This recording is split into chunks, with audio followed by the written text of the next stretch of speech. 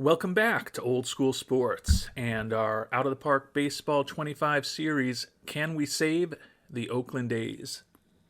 And appreciate all of you who are joining us here today, whether you're new to the series and the channel or whether you've been here for years.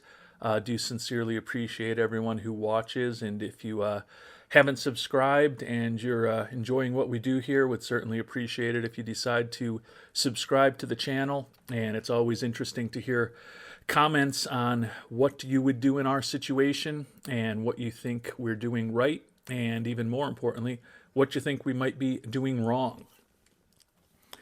We are starting the 2026 offseason, and I've simmed ahead a couple of days from our last episode.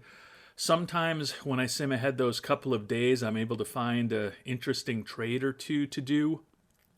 But quite honestly, I've done absolutely nothing. I've been shopping some of the arbitration eligible players that we may move on from. I've been shopping some players who aren't arbitration eligible that we might want to move on from as well. And not really all that impressed with the offers that I have received. A couple of housekeeping notes following up on things we talked about at the end of our previous episode. We had 4 players who we had team options on for this upcoming 2027 season. And we've made decisions on a couple of them, and we've still got decisions to make on a couple. We have declined our option on Lucas Giolito. We talked about the fact that his velocity has rapidly declined over the last 8 or 9 months, and his performance for us was not exceptional. We thought that we had him signed to a 3-year contract with a couple of team options last offseason. Thought he could potentially be a key part of our rotation over the medium term, and unfortunately that will not be the case. And then our rental third baseman, Candelario, we knew we would be declining this option. We picked him up before the trade deadline last year, hoping he might help us in a push to get to 500 and possibly sneak in as a wild card. And as you can see from our 80 and 82 record, neither of those things happened. But he had a team option for $18 million this year that there was no way we were going to exercise. Still deciding on a couple of them. Anthony Santander, we've got an option for $9 million next year. His first year with us in 2025, he was a pretty good player. He was an excellent player, actually. 39 homers, 113 ribbies, 830 OPS, and a 124 WRC+. But he regressed pretty significantly this past season. Still led the team with 92 ribbies and had 22 home runs, but the OPS dropped by over 100 points, and his WRC+ was below league average. So at $9 million for a 32-year-old outfielder, I was leaning towards moving on from him, but as we've thought more about what this roster could look like, and we've thought and viewed who could be free agents this upcoming offseason, once again, there's just not a lot of talent in the price range that we would be able to play in free agency. So there is a part of me that thinks we bring back Santander for one more year. Taking a look at his scouting report, his power has declined a little bit, but otherwise he is the player that we brought on board a couple of years ago. It's a bit of a risk, but it's not a long-term commitment. We've got the team option for next season that we're talking about now, and then a team option after that. So still deciding what to do with him. I am admittedly going to let factor into my decision-making a little bit that one of our goals for next year is to hit more home runs. And although it's a low priority goal, I'd still tend to try to do what I can to make Mr. Fisher happy.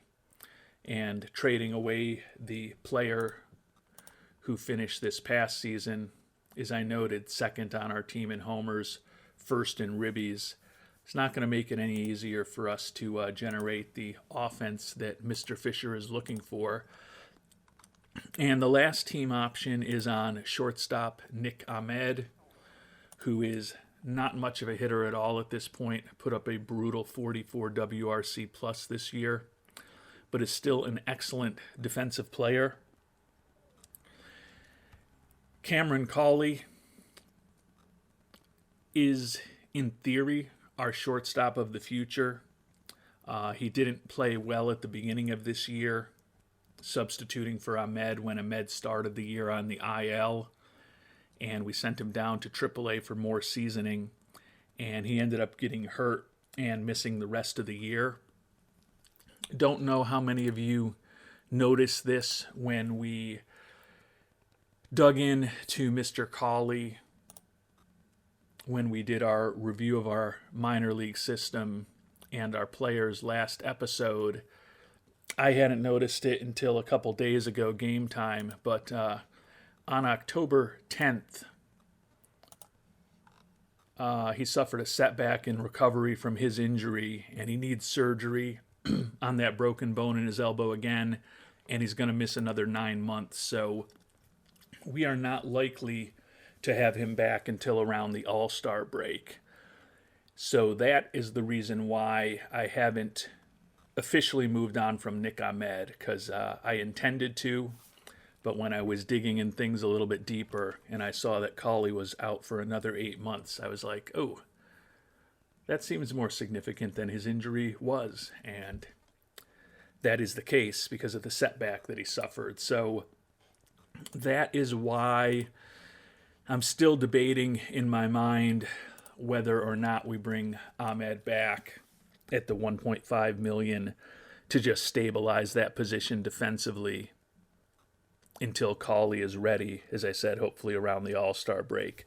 I do like some of the youngsters that could be filling infield spots for us. We talked about them a bit last episode, but between Brian Rincon, Max Muncy, and Tyler Black, we've got 3 guys that can all play in the infield who could prove to be useful for us, but I still don't think any of them are as good defensively as Ahmed or Cawley,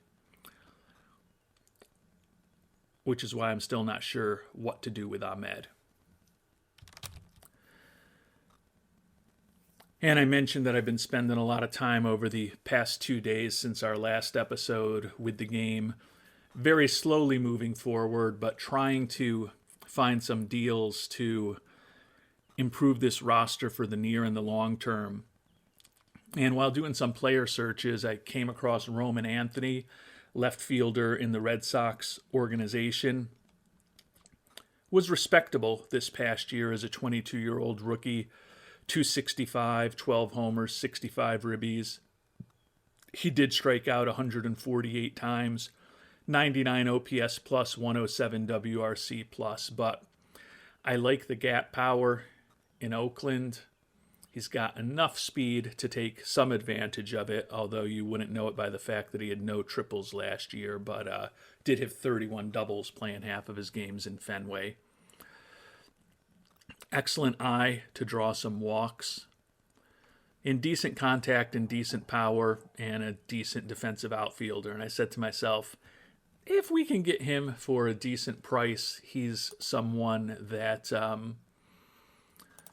might be interesting. And the guy that I've been shopping most aggressively among our major leaguers is Shea Langoliers, who's due $3.6 million next year and is probably at best a platoon guy for us playing it against left-handed pitchers as a catcher.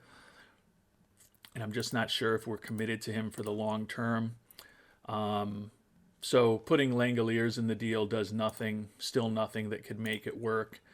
And then taking a look at just the top prospects in our organization who are tradable, we add in the IAFA shortstop Juan Rodas, former first-round draft pick Cruz Schoolcraft, former, was he a second or a third round pick in Noah Franco, former second round pick Noah Franco, Jai Watterson, another international amateur free agent who's a big time prospect. So a starting quality-ish catcher and the top 4 prospects in our organization, and they won't trade us Roman Anthony. So I mentioned it seems like some of the major leaguers that I'd like to get rid of aren't valued pretty highly. But the AI really either doesn't like our minor leaguers or Roman Anthony's potential is to be the next Babe Ruth or something, because I certainly wouldn't do this deal with 4 of the top prospects in our organization plus Langoliers for a guy who, as I mentioned, I thought could be a decent hitting outfielder, but I don't view him as a superstar. But just kind of documents how difficult it's going to be to make some trades that will ultimately prove fruitful for us this offseason, and is a big part of the reason that I haven't done anything. You can see we do have a lot of cash available right now, but that's just doing my normal beginning. I got to push it back to our Oakland A's, and we don't have as much cash as the Red Sox, unfortunately.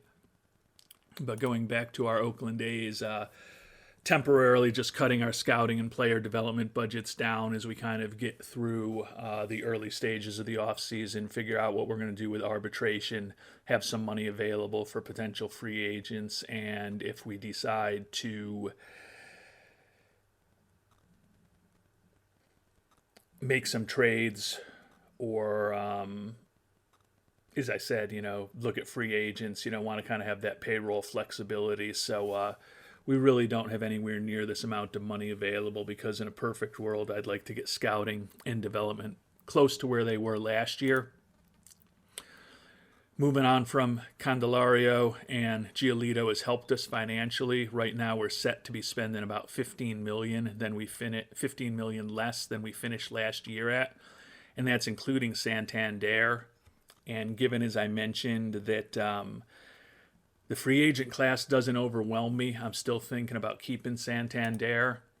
And additionally, arbitration-wise, there's a few guys that we're going to be moving on from.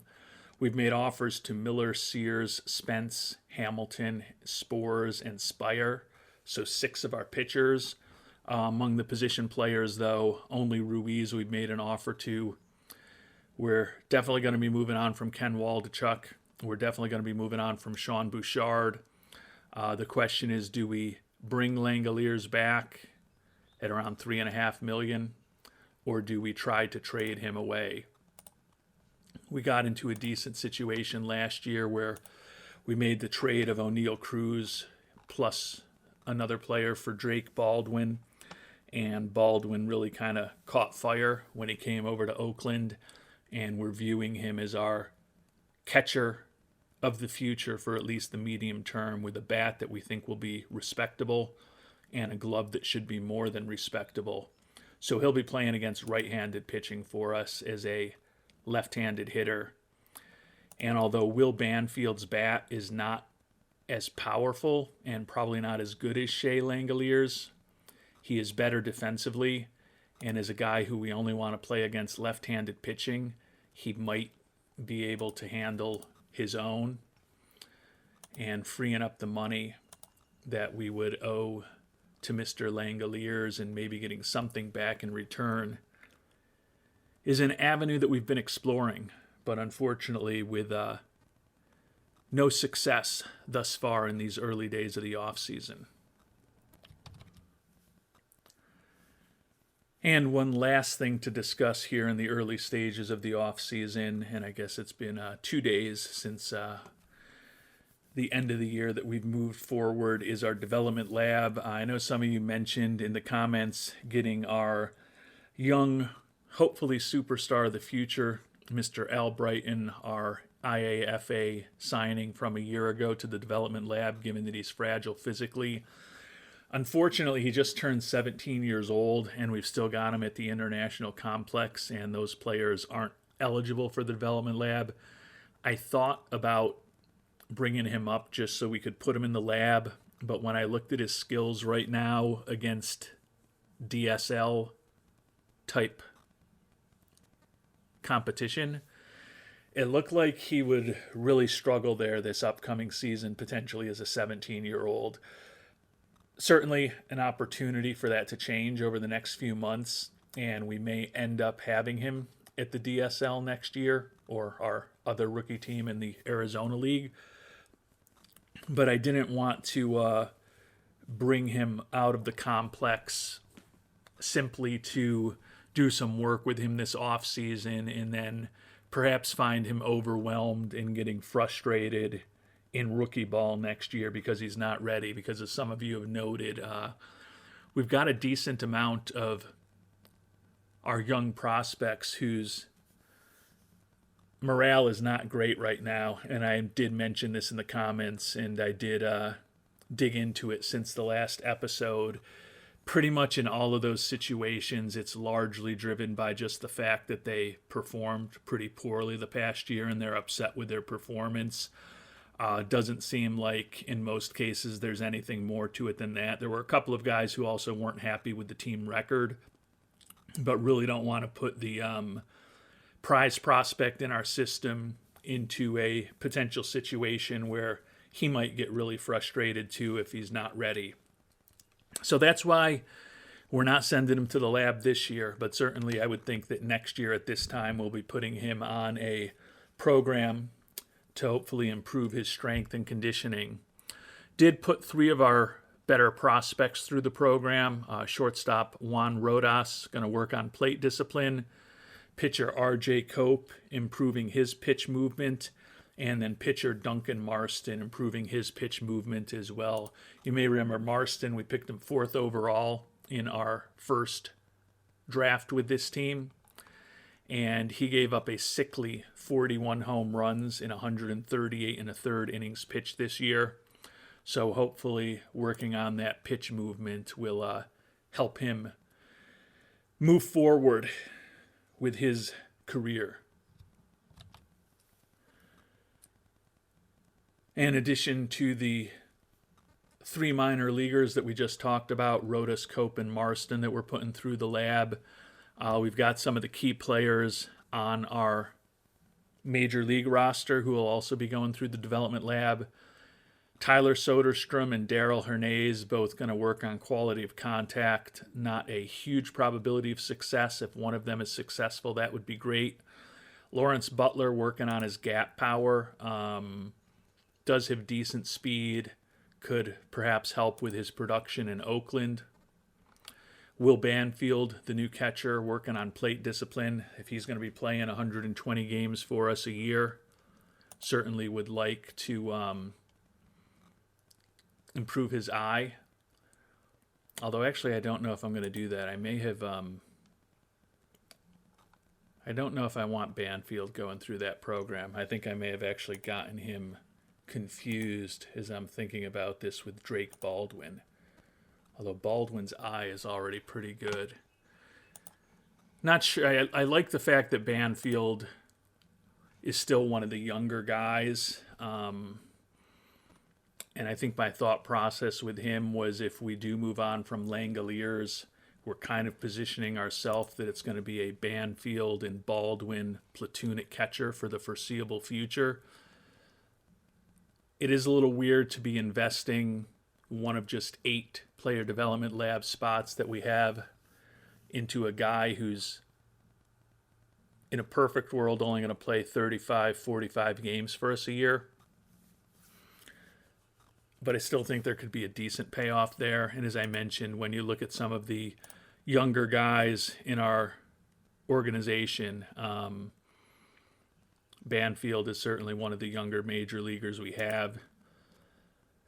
In Baldwin, there's not any obvious opportunity for improvement for him. And last but not least, Mason Miller back in an endurance training program. You may remember 2 years ago he had a successful endurance training program, improved his stamina 5 points, and allegedly improved his injury proneness.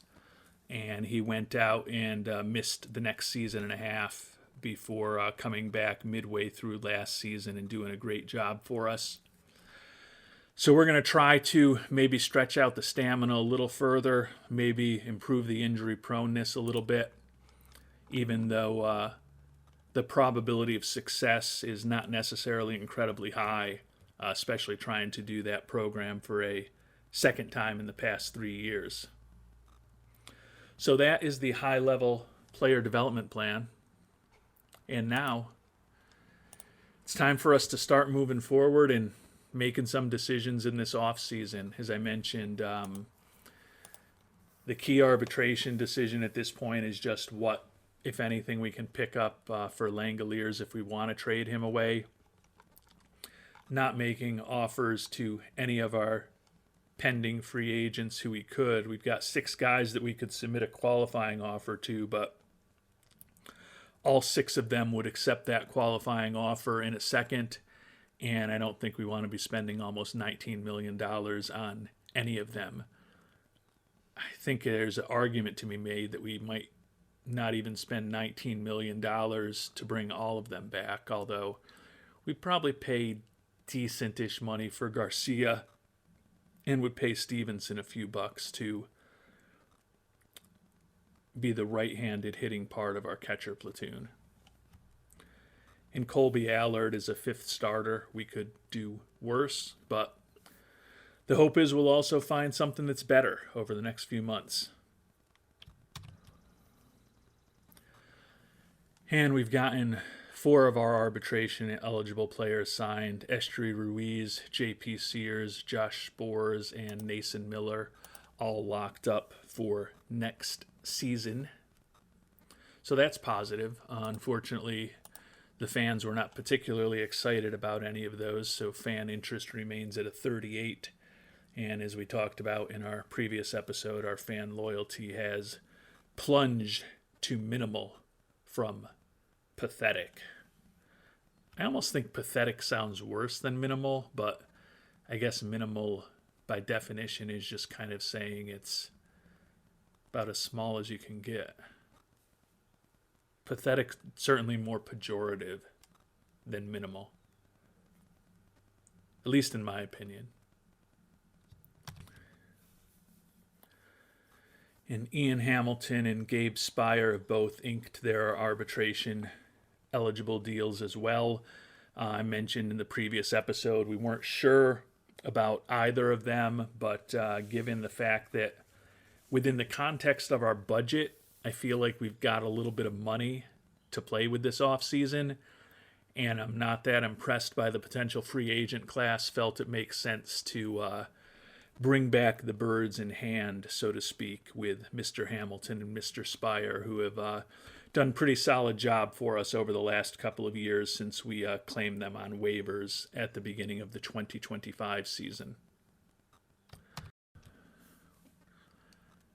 And we did just make a very minor trade with the fact that we brought the left-handed pitchers J.P. Sears and Gabe Spire back. You may remember that we traded for A.J. Puck less than a year ago, and he ended up suffering a fractured elbow that's going to keep him out through the beginning of next year. He was good for us, but at 31 years old, not sure exactly what he's going to look like on the other side of that injury. And although we did give the Reds to keep most of his contract, he was still going to be on our books next year. And with the 2 lefties that we just added and the fact that Puck has lost a lot of velocity, as it seems like a lot of players do around age 31 in this latest version of the game, decided to trade him away. We basically got a relatively worthless player in return, and catcher Austin Allen, who is coming out of his last option year and likely to be somebody that we just release. To not have to retain any of the contract, we had to include a couple of very mediocre prospects, center fielder Clark Elliott and right-handed pitching Dairon De Jesus. We're happy to include both of them just to get Puck's contract off of our books. I know that was a contract in a trade that some of you expressed some displeasure about right when we made it, and have to likely acknowledge that it didn't work out the way that we had hoped, although he was effective for us in the limited opportunity he had in Oakland, but don't want to be on the hook for a couple $1 million for him for the next 2 seasons. And we are going to make an offer to Chase Lee, decent right-handed pitcher out of our bullpen. He only throws about 90 miles an hour, but he's a ground ball pitcher who's been reasonably successful out of our bullpen for the last 2 seasons.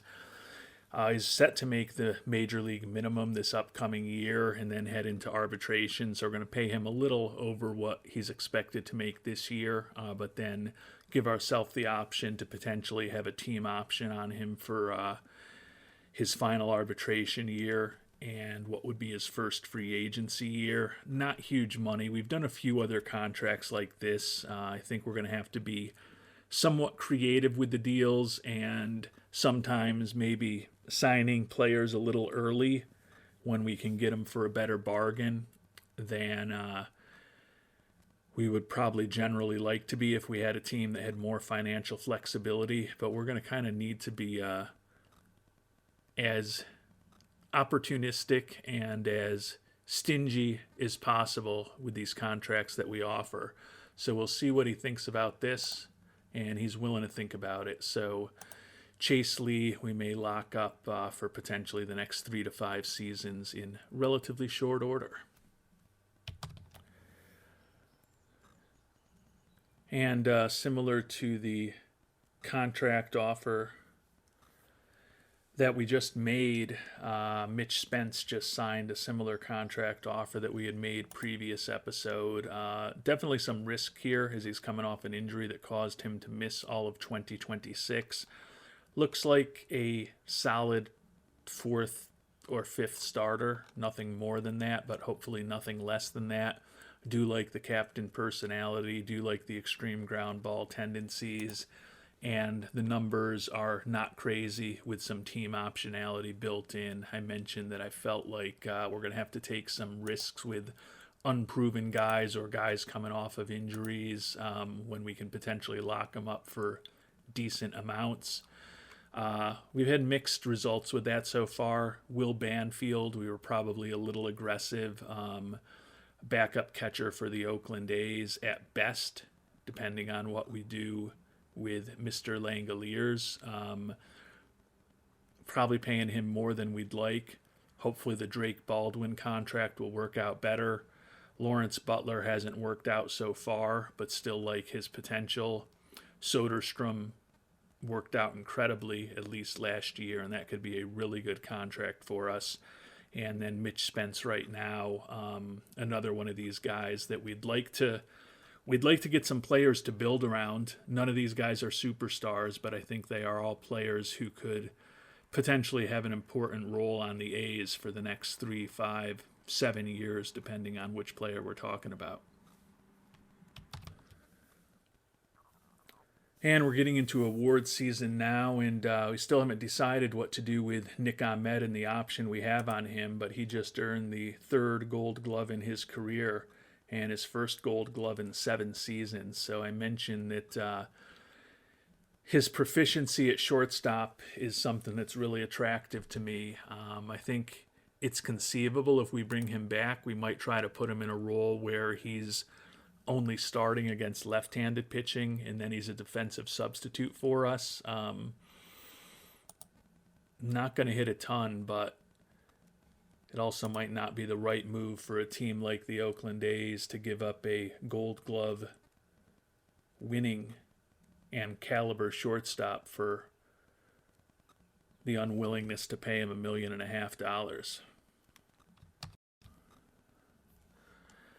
And as we sit here in the early stages of awards season on November 15th, we've got less than 2 weeks till salary arbitration. And you can see we've signed the guys that we wanted to sign, but it is time for us to start figuring out what we're going to do with Mr. Langoliers, and then also what we're going to do with those team options that we have on Mr. Ahmed and Santander.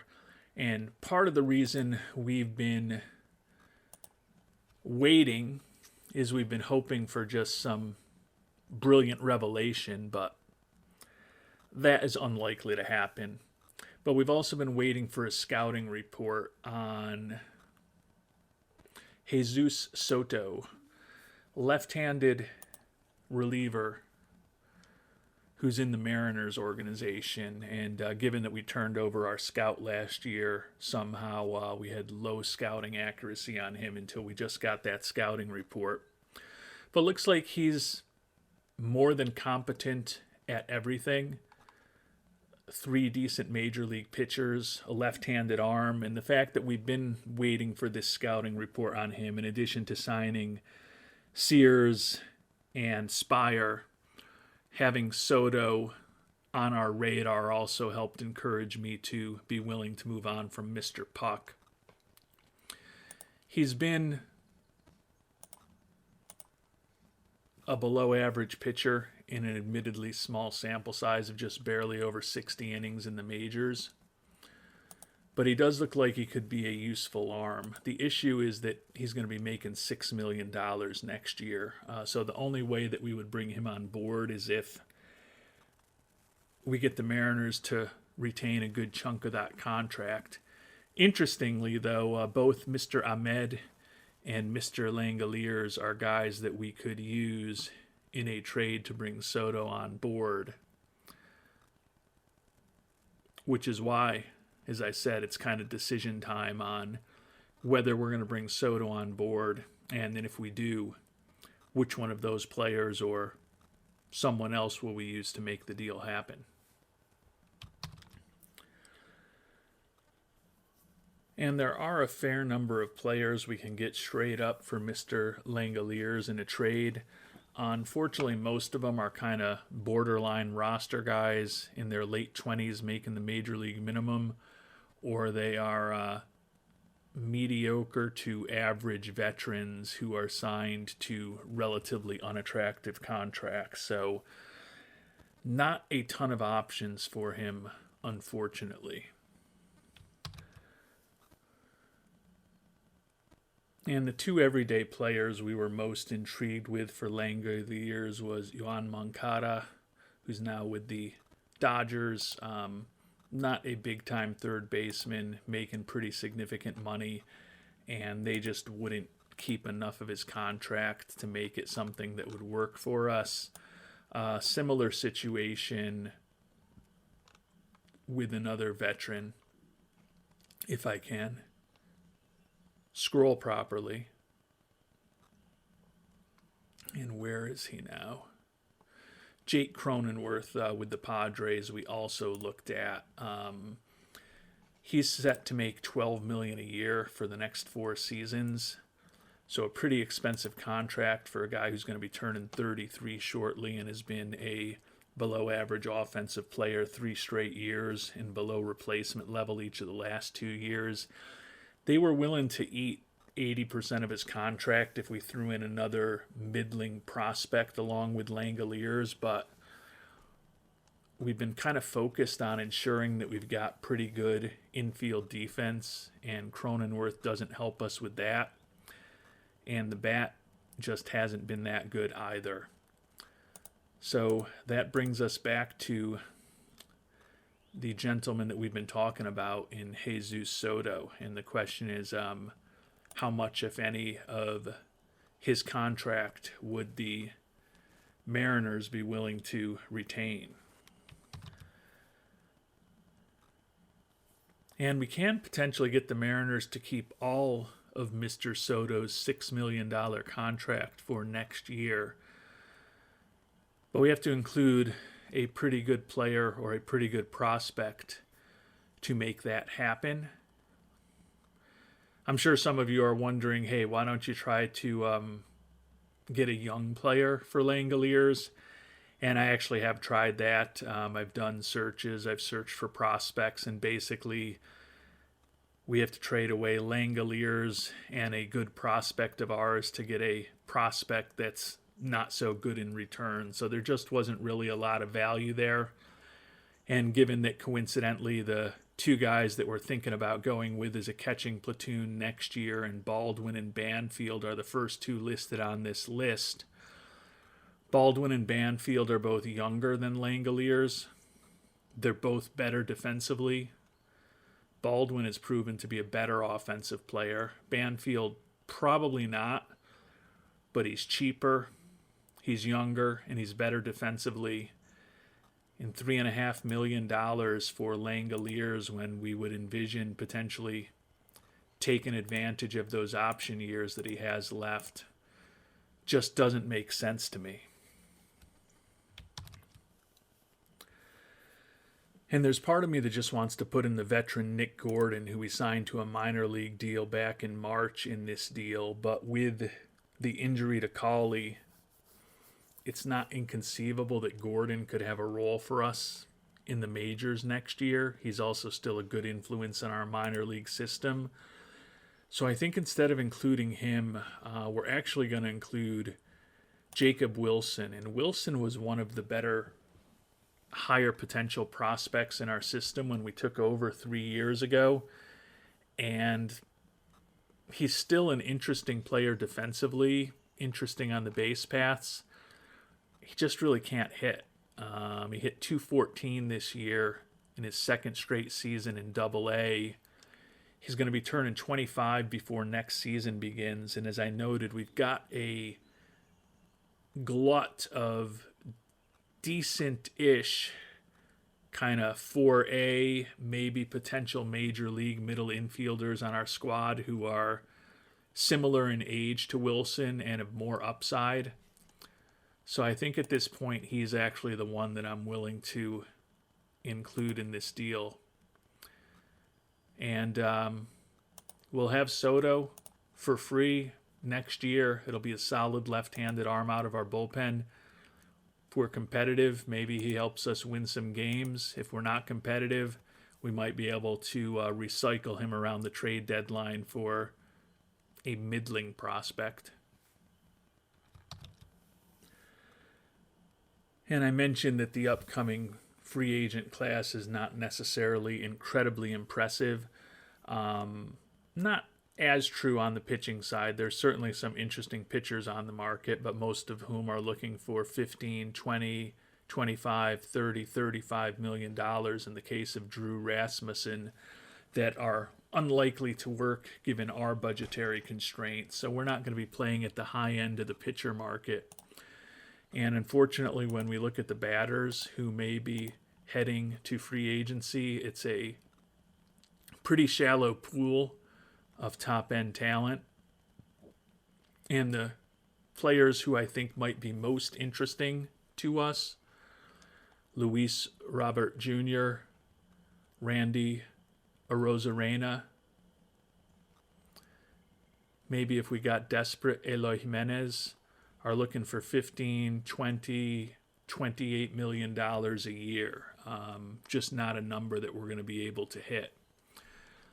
And given with the way that our salary situation looks right now, potentially, with just $55 million on the books, even if we keep Santander and Ahmed, and we will have some arbitration eligible and minimum guys coming off, notably Waldachuk and Bouchard, and then probably a player or two that's set to make the minimum next year. I think at this point, given the injury to Cawley, we're going to exercise our option on the Gold Glove winner Ahmed to at least hopefully give us really strong defense at the 6 again going forward. And we're also going to bring back Santander for another go-around and hope that offensively he'll put up something closer to what he did his first season in Oakland rather than what he did last year.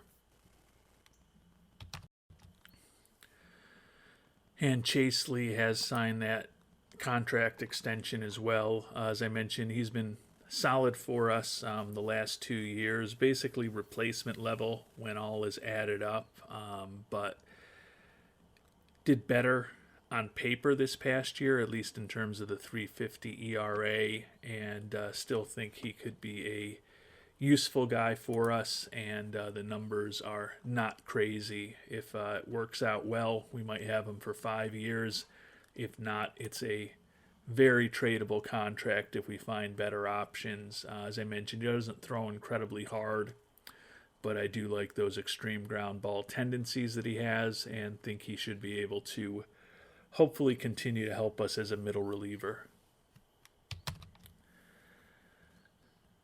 And not surprisingly, the Gold Glove that went to Nick Ahmed was the only award won by the Oakland A's this past offseason. The American League Cy Young Award unanimously to Luis Castillo, 19-8 with a 2.64 ERA. He had some big years for us, including a Cy Young Award victory in the mini-series that we did with the Seattle Mariners before we started this Oakland series. National League Cy Young Award winner, not unanimous, but Yamamoto of the Dodgers, 16-6 with a 2.74 ERA over 200 strikeouts. AL Most Valuable Player, Wyatt Langford of the Texas Rangers, 322 average, 45 homers, 148 runs driven in. You can see that Mr. Langford is off to quite an impressive start in his major league career. 25 years old, and he's already won back-to-back Most Valuable Player awards. And not surprisingly, no Oakland A's on the list of vote getters. And your National League MVP, PCA, Pete Crow Armstrong. Monster year for the Chicago Cubs. Bats over 300, 37 homers, 96 ribbies, 29 steals, a league best 8.4 WAR. He also won a Gold Glove as well as a Silver Slugger, and he was part of the World Championship Cubs team, won the NLCS MVP, and was also named an All-Star for the first time this year. So pretty much did everything that you could hope in one season for young Mr. Crow Armstrong. And we've made it to the start of free agency. The free agents on the list look largely like the players that we expected to see. And as I mentioned, the dearth of good offensive players is well illustrated by this list here. The 10 names highlighted among free agents on the market this year are all pitchers. So feeling that although Santander is unlikely to deliver a lot of excess value to us, still feel like he was as good a bat for the money as we were likely to find in free agency this year. Sometimes you can find a diamond in the rough in those international free agents. Let's take a look at whether there's anyone interesting there. Starting pitcher, Edgar Pulido, 28-year-old out of Cuba. I don't hate him. The contract demand of $6.5 million is high for someone who's unproven, but he's got 5 major league or better pitches, we think. Average stuff, above average movement, potentially above average control, average stamina, some good personality traits. Issue is we only have low scouting accuracy on him, but we're going to at least see what he looks like. Looking for 3 years at $6.5 million. It would probably be a little risky, I think, for us to offer him something in that neighborhood with the low scouting accuracy given his age. But if he's still on the market in a few weeks when we know more about him, could be someone who could supplement our rotation, make it a bit stronger. And with the moves that we've made, we are going to have some money to spend. You can see our payroll is only about $47.5 million. So we could probably spend $15 million pretty easily and still be able to feel like our scouting and player development budgets are healthy.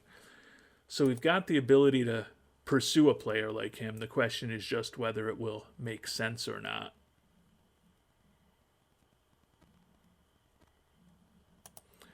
First baseman Luis Figueroa, 33-year-old, kind of just looks like a guy. Request a scouting report on him, though, but I don't think that Chopsticks Figueroa is necessarily a big part of our future. Third baseman Yoshitoki Matsuhara. Now, he's certainly more interesting. Still low scouting accuracy. The issue is he's looking for over $20 million a year. He'd certainly be an interesting bat for us. And he's got a third baseman's profile in terms of his defensive ratings. Probably not the type of guy that we can add. And those three guys at the high level look like the most interesting players on the market. Take a quick look a little deeper at the free agent class, and as expected, Robert Jr., Jimenez,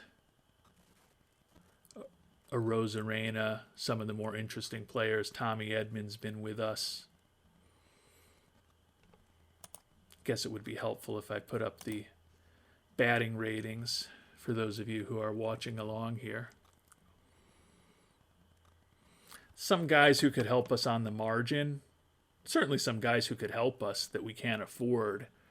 But there's no one that we're going to sell our soul to bring on board. That's for sure. And as I noted, the pitching class is more interesting. It's just a matter of what, if anything, we could actually afford.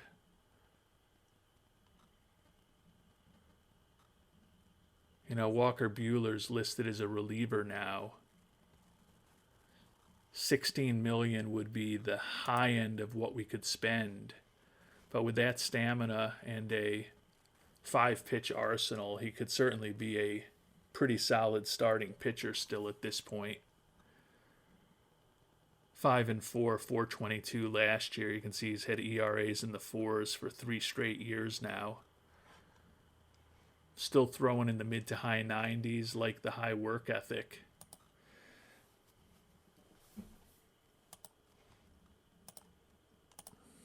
Issue is he's looking for 6 years. That does not seem like a contract that we should pursue. Sean Manaea, another guy who can start. He's got the stamina. Only 3 pitches, but they're 3 solid pitches. Looking for $9 million a year. Only looking for 2 years. So if the money was a little less and we were able to make a second year be a team option, maybe Manaea is somebody we play around with. Certainly if one of the bigger pitchers, Rasmussen, Alcantara, Luzardo, ends up lingering on the market, we could be players for them, but they're going to have to linger on the market for a long time for them to be in play for a team like ours. So I just don't feel like there's going to be a ton we can do this offseason. And again, we're spending less than $45 million, even with the $9 million that we offered to Santander. Not that we offered to him, that we exercised with him. So I feel like we've got plenty of financial flexibility for what we can realistically pursue this offseason. I just don't know that the free agent market is going to be all that fruitful for these Oakland A's. But if you have thoughts on what we should potentially do or not do in the free agent market, would love to hear them in the comment section down below. You can see we've definitely got some holes to fill on our team at this point. We need a third baseman, and we need a few starters, although Mr. Spence, who we've recently signed, spent all of last year on the IL, so feel like with Miller, Schmidt, and Spence, we've got 3 pretty solid major league starters. Sears probably moves back into the rotation too. So we've got some talent, not an overwhelming amount of talent on the pitch, but pitching staff probably a little stronger than the offense. And we're going to have to get creative in trades, the free agent market, Rule 5, waivers, who knows what else to try to improve this team this offseason. And although we've only been up and running in the development lab for about a month now, check in on how things are going. The youngsters, Duncan Marston, the former number 4 overall pick, is on track to increase his pitch movement, which, as we talked about at the top of the episode, pretty important given his inability to prevent the gopher ball. Unfortunately, Juan Rodas and R.J. Cope are both frustrated with their progress at this point. At the major league level, we're kind of got a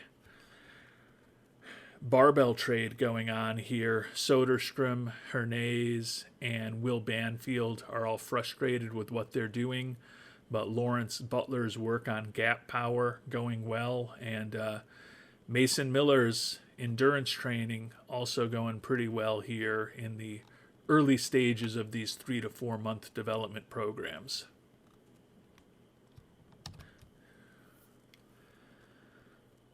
And with that, we will call it an episode. As I mentioned, if you've got any thoughts on what we should do or not do in free agency, would love to hear those. Coming up, we've got the winter meetings relatively shortly.